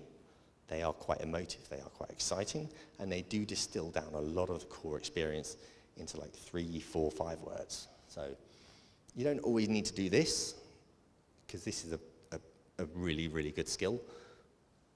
But this is something you should always aspire to in every piece of public writing about your game. Doesn't matter whether it's a press release, a tweet, a store page, anything, right? Always think about how are you getting yourself across really quickly, really succinctly, how are you selling your game? Now that was the last bit, the bit at the beginning, the business development, that was kind of the meat. But I really do believe that if you can distill yourself down and you can sell yourself quickly and succinctly, it will pay dividends everywhere in your career. So I know you have to listen to me for a little bit longer, but are there questions? Does anyone want to grill me about finance or something? I don't know. I could definitely tell you were going to be the first hand up. Oh, no. Oh, you've lost out. You've lost out. Hello. Yeah, sorry, it's a really quick one, actually. So the first and last refusal thing, yeah, I don't quite understand. So the first refusal, yeah, it means the publisher, you have to pitch it to the publisher first. Yeah. And then you can still refuse their offer, right? You can refuse, yeah. Yeah. And then you can just go pitch it to someone else. Yeah. And then can't you just come back later and be like, oh, that didn't work out over there, can I pitch it to you again? Yes. Yeah. You absolutely can. So the right to first refusal just means it's in the nicest way possible, it's a pair of handcuffs stopping you from going out into the marketplace and getting a bunch of really, really good offers and then coming back to the table. Right. We're not trying to hoodwink you, kind of trying to. So why do we do it? Because the hope is with every publishing deal, by the time we come to launch and we're 3, 6, 12 months down the line, you're happy. You've made money. We've made money. We're happy, right? The hope is that, and every publisher is always hoping this, that when they find a good game, there's a good enough relationship that you want to come back because of trust. Now, it would be really disingenuous to say that there aren't ways written into contracts to kind of discourage you from going to other people. But that's why I like a right of last refusal, personally, because it means I'm okay with you talking to someone else from the very, very get-go. I'm not concerned about my ability to convince you that I'm the best option for you. Someone might be cheaper, but if we've worked together for 2, 3 years, I've made you money, you like me, I trust you, the hope is that our relationship will keep you coming back. And that's really, really important. So, yeah, first, last right of refusal, do they really matter? Not terribly. At some point, you're going to do your best to try and go out and get another offer. You might not even get another offer. You might just, I might say, 50-50, and you might say 75-25. Again, the first offer is not the final offer, right? It just means you've got a benchmark to negotiate from, right? You've got a starting point. So, yeah, first, last right of refusal. It's not a huge thing. It's never a deal breaker in contracts. You can always argue that if you want. The reason I put it up there is because it is a thing that sometimes confuses people, and when they see it in contracts, they go, oh my God, I'm contractually locked from ever talking to another publisher again. No, just you either talk to your publisher first or at the end, but you just have to talk to them at one point. That's cool. Thank you very much. Red t-shirt, red t-shirt. See, I've got you back. So, There's a big scale of somebody coming to you, say, from someone going, I've wrote a nice 3,000 word essay about the game I'll make if you give me £1 million. And the other side of somebody going, we've made a game. We just need like a few months to help us finish it. Finishing funds, that's what it's Finish it and, you know, do the marketing thing. Like you guys are that, we don't have any marketing. Yep. Like, is there like a sweet spot in that scale where somebody should come to you? Is it, No. no. Here's the annoying thing, right? So it's a really good question. Is it too early or too late to come to a publisher? No. Green Man Gaming, and I can tell you this, our model is typically to come into games that are somewhere around the 50% development mark. As a business, we have not operated long enough that we are so comfortable with risk that we will look at a concept, right? It's called signing off scratch.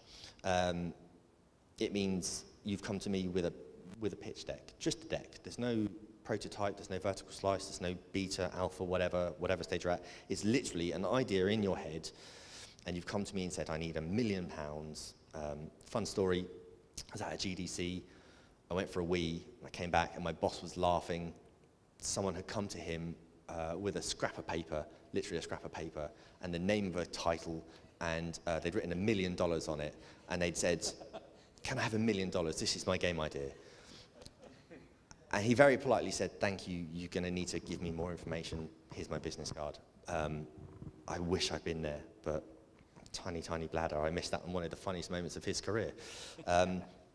We don't sign off scratch. We need to see something because as a business, we have not been operating long enough that we are comfortable with that level of risk.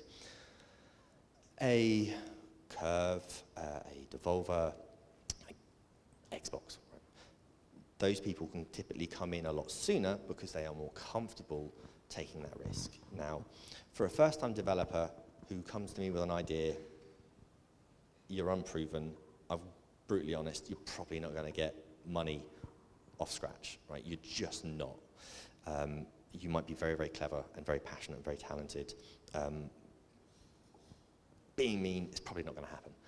If you are making your 5th game and your first 4 were self-published, and they've all done quite well, and you come to me and you say, here's my 5th game, it's an idea in my head, there's a pretty good chance that most publishers are going to be willing to play in that area, right? They're going to have enough confidence in you that they will invest in you. But again, it depends on the publisher to give you like an answer and a not an answer. I wouldn't sign you up anything off scratch because that's not our model. Every publisher works differently. So what you're going to have to do is, when I say get that list at the start of your journey, it's really good to be organized.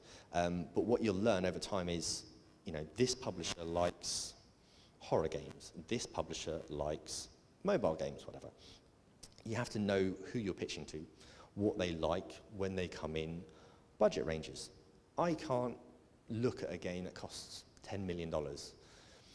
I don't have that money. Green Man doesn't invest in budgets in games at that scale, right? I would one day, probably, yeah.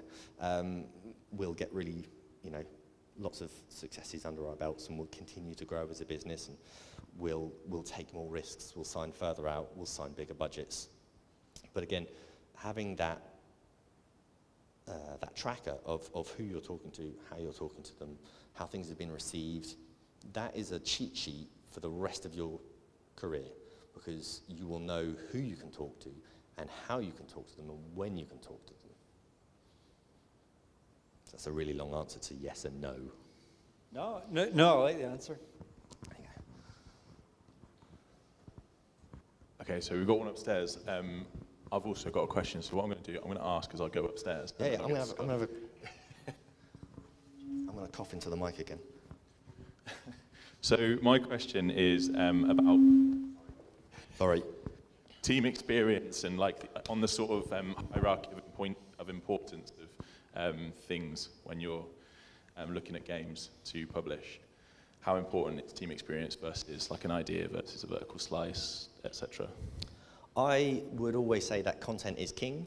I've seen some of the most incredible and jaw-dropping games of my career from people making their first games, truly staggering things. I've also seen studios who've turned out 20 games give me complete rubbish. Content is king. If you can show me your game, if you can show me, again, doesn't matter whether it's concept, prototype, vertical slice, alpha, beta, whatever stage you're at, if you can show me the game running and you can make me believe, then that's the most important thing. Again, studio experience, it is an important factor. It mainly comes into, do I believe that you can ship on time and on budget? But really, if you put a brilliant game in my hand and I just go, wow, the rest just kind of fades away, to be honest. It really does. I'm buying two parts. I'm buying you, I'm buying kind of the belief of you, but I'm also buying what you're trying to make. Sometimes the studio is stronger than the product. Sometimes the product is stronger than the studio. And the job of a publisher is to understand where's the risk. And if they're not willing to accept the risk, then they don't get the privilege of signing your game.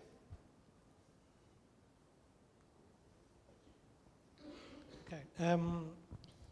So I understand that the maths might not be the most important thing because the publisher can do it.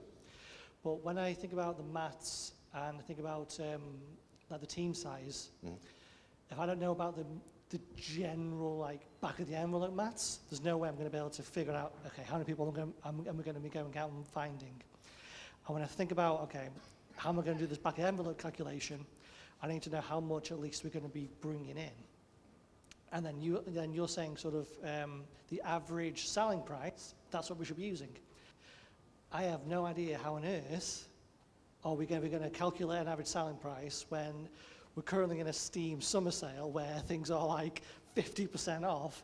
I feel like what I would do there is I would take off VAT and the Steam, whatever the cut is, split it in half, say 2 years, and that's my number. But I'm sure you have a better answer than just what I would say in the back of an envelope as an average selling price for a product. Okay, so I can answer that. A good publisher will not release your game the first time in an enormous sale, because that's not great for it, right? Everyone wants cheap games in a sale. Average selling price takes in things like platform fees, your platform cuts, takes in your VAT as well. What it does as well is it looks at varying prices in different regions. So every territory has different currencies, right? And some currencies convert differently, and it's why a lot of the grey market exists in places like Turkey, because it's really cheap to buy games out there. So what we do as a publisher is we say, all right, if we know we're going to sell 17% here and 14% there and whatever, we will do an average discount price. So we'll take off platform cuts, we'll take off VAT, and then we'll probably take off, we'll call it about a 10% cut.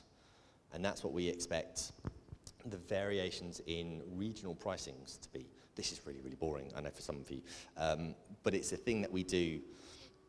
And when we're looking at, again, things like break-even points, there's other things we do. We calculate in things like the expected returns rate.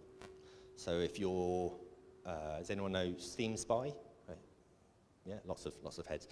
Steam Spy and other places like Video Game Insights use what's called the Boxlighter method.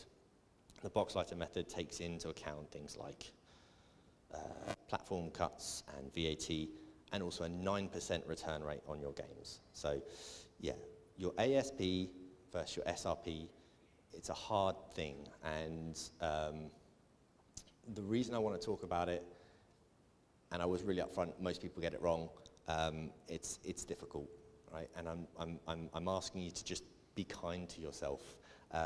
And don't put loads of pressure on yourself, because you're going to get something wrong when it comes to maths. I'm going to get something wrong when it comes to maths. My boss looks at my maths sometimes and goes, oh, Jesus Christ. That's a joke, he doesn't really. I'm perfect, 100% of the time. I just am, I'm brilliant. But you know, this is a learning game. Everything we do in this industry is a learning game. What is right now might be completely wrong in 6 months. It moves so fast, and some of this is applicable to you, some of it is not applicable to you. If you self-publish, it becomes really important. If you use a publisher, it is less important, right? How much do you care about this? If you don't care at all, hand your stuff over to a publisher and just let them do it. If you really care about it, be involved. If you care about it so much you believe you can do it, self-publish. Don't give away 30%, whatever, you know? Do what feels right to you, but just know that there are lots of things that you're going to learn and you'll get wrong. And as long as you're okay with that, cool. Because the first game will be wrong, the first month or whatever of your calculations will be wrong, and then by the time you come to do your second game, you won't make those mistakes. And then by the time you come to your third game, you'll be even better. And that's basically where all the publishing companies have come from. We've all started out doing something, getting it really wrong, and learning and getting much better at it. So, you know, we're a retailer at heart, Greenman Gaming. So we're an e-commerce platform for those who don't know us, right? We know selling games probably better than 99% of people because we've been doing it for so long. So it means that when we say we're confident saying globally an average VAT price is X%, when you factor in the difference in VAT between, say, North America and France and South Korea, whatever, we're pretty confident about that because we've made mistakes and because we've learned from it. So, again, another really long-winded answer to your very succinct question. Yeah, hi. Where does the first 500,000 come from? Or maybe 50%, 30%? Like, is it commonly loans? Is it grants? Is it previous successes? Is it some rich person on the team financing the whole thing? Where does it come from commonly? Again, that's one of those how long's a piece of string thing. There's a difference. One thing I will talk about, so some people naturally borrow money from friends, family, they work part-time. I see a lot of contract studios, so they pick up work as sort of an overflow or co-development studio, reporting house.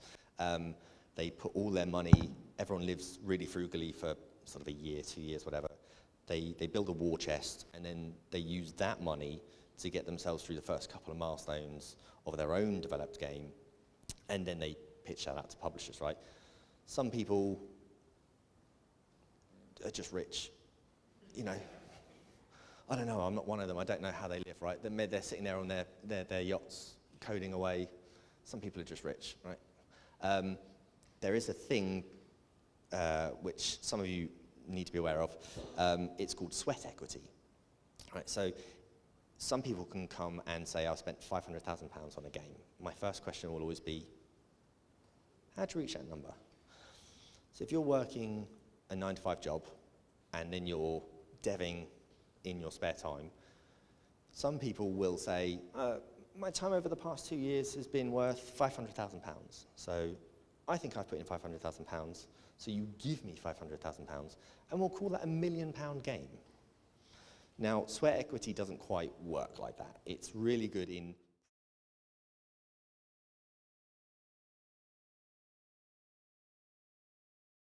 money that you've invested from a war chest of savings or rich friends. You know, everyone wants a daddy Warbucks in their life. He just doesn't exist, sadly.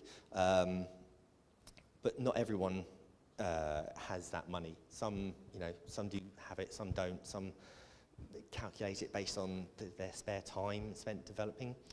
Grants, funds, yeah, they're really good. There aren't that many of them, and they are really competitive, and some will fund you at certain points.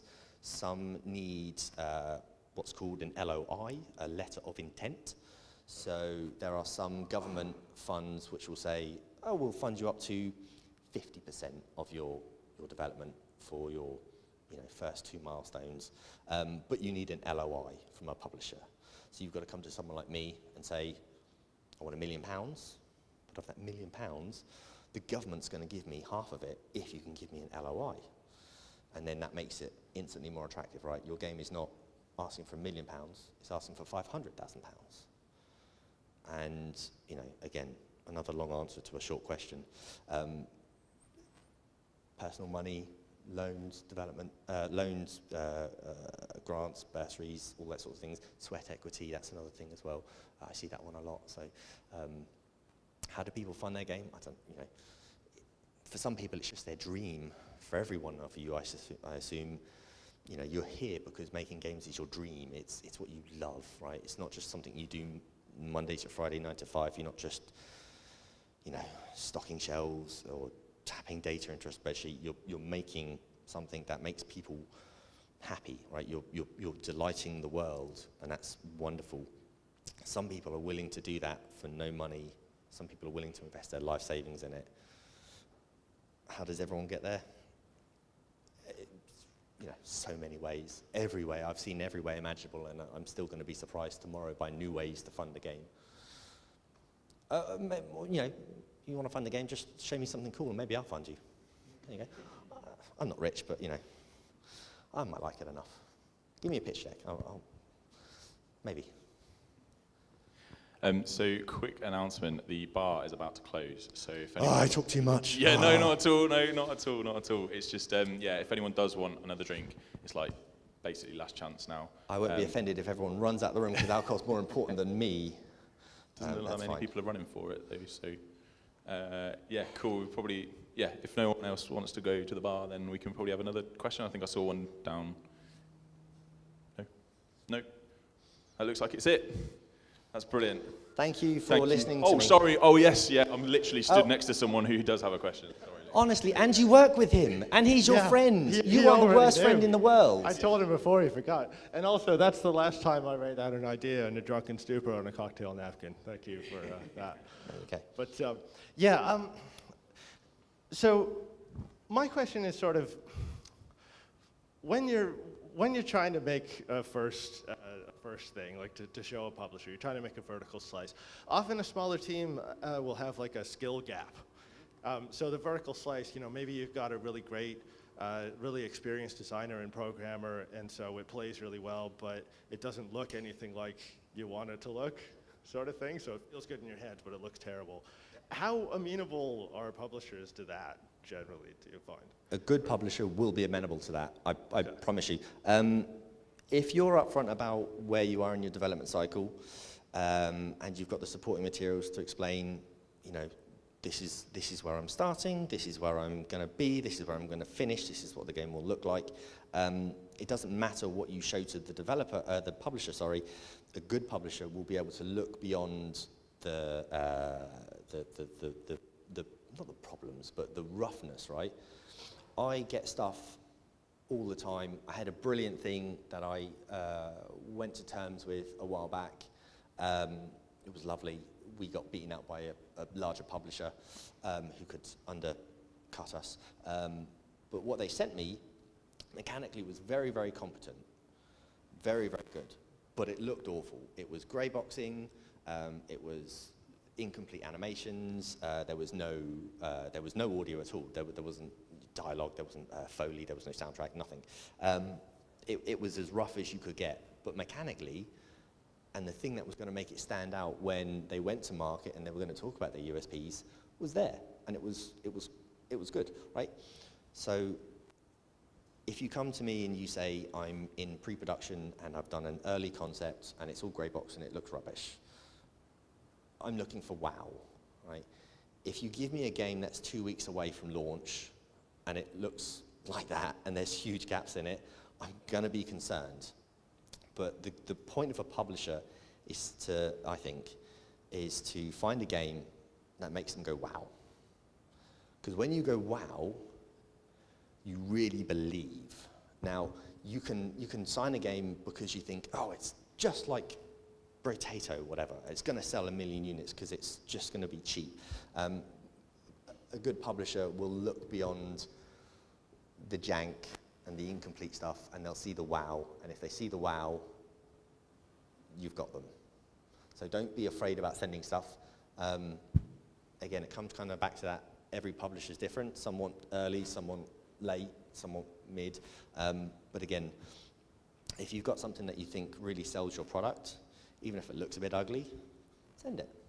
You know, someone might say no, and you can say, well, can I come back to you in 6 months? I've looked at stuff again twice. I generally don't come back to stuff unless it's significantly changed. But yeah, I've looked at stuff more than once. Yeah, definitely. Cool, thank you. Okay, I think that is it now. Fantastic, yeah.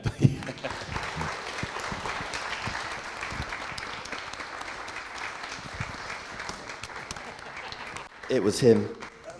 And just, yeah, that's, because you're all game developers, right? At some point, someone's going to go, maybe I should send that guy a pitch deck, right? Here is my email. It is thankfully not as long as my business title, my job title, which is ridiculous again. Here's my Twitter. If anyone just, I don't know, wants to ask me a question, wants to do a follow-up, maybe some of you don't like speaking publicly. That's absolutely fine. You can drop me an email, you can drop me a tweet. I am really responsive. Again, maybe something on here didn't make sense. Maybe you want to challenge something or ask. Again, best ways to reach me. So if you need to or would like to, I'm kind of a chatty guy, as you probably guessed. I'll talk to anyone, okay? So. Thanks, cheers.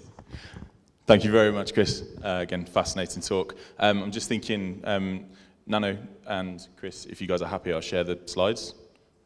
Is that okay? Yeah, and then I can, yeah, I'll put them out via Meetup message.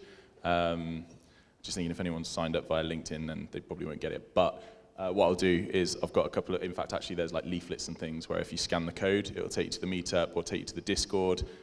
Scan those, join up, and I'll put the slides out on those platforms.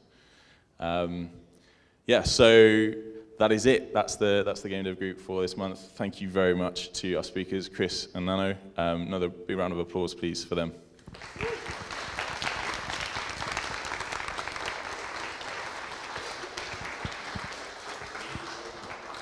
Yeah, thank you guys. Unfortunately, the bar's now closed, so we can't stick around. So we got the classic thing of piling out and trying to find somewhere to continue the night, if that's what people are up for. Otherwise, the terrace. Terrace is open, so that's probably where we'll go.